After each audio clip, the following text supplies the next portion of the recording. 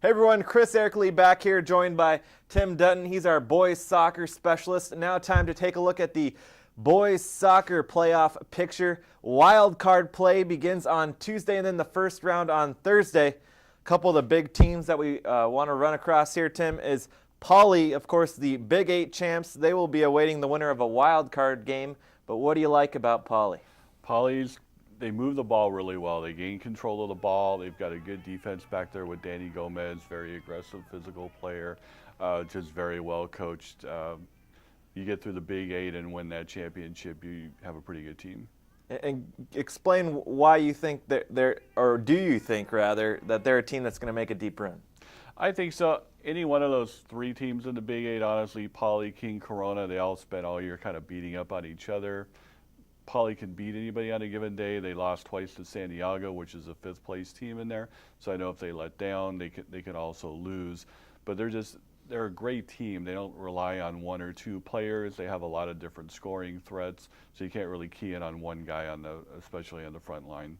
Like you just mentioned, King, they play on Tuesday against El Modena. They were the second place team in the Big 8. Do you think, like you said, they are another team? Yeah, King has a very good chance to go deep. They're well coached also. Todd Mapes has been around a long time. They tend to be very good on set plays. They have good size, so they're going to be good on corner kicks, throw-ins, direct kicks, things like that often will win you a playoff game. They also are very solid back there on defense. They don't make a whole lot of mistakes.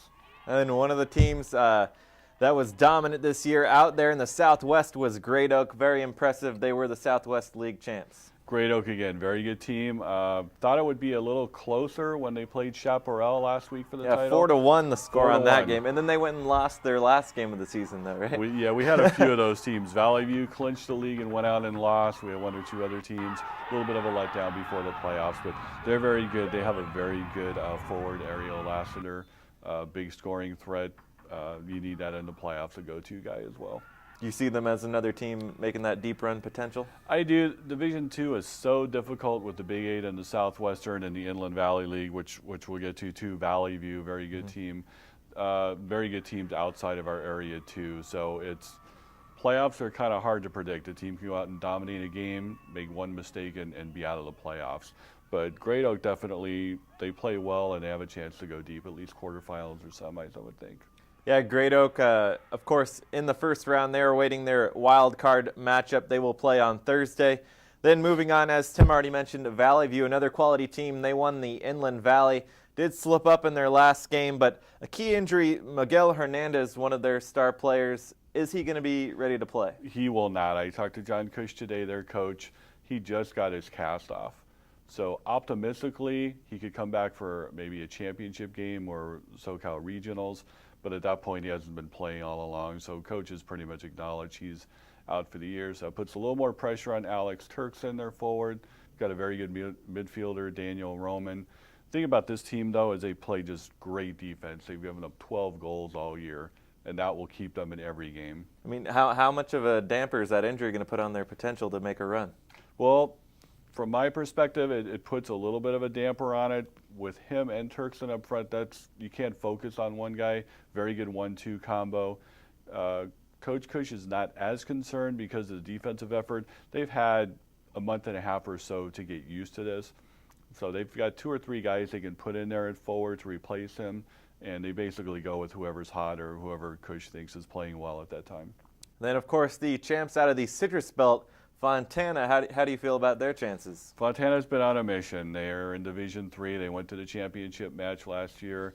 Had a little bit of jitters. It looked like they gave up a goal in the first minute to Paramount, which went on to beat them 2-1. They've dominated Summer League. They won a couple of big tournaments early this year.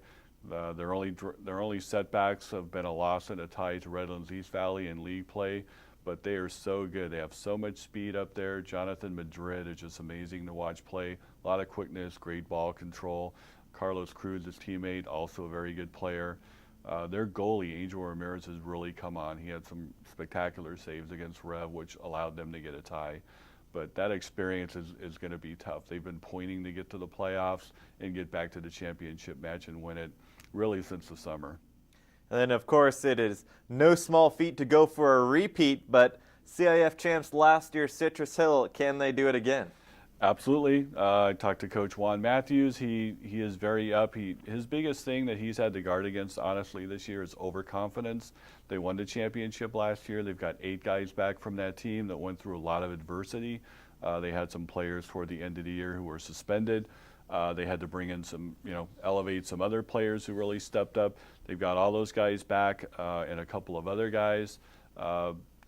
They've been waiting to get to this point as well, but they also know they came out of last year as a 4th place team from their league as a wild card entrant. So they know anything can happen, but I look for them to make a pretty deep run.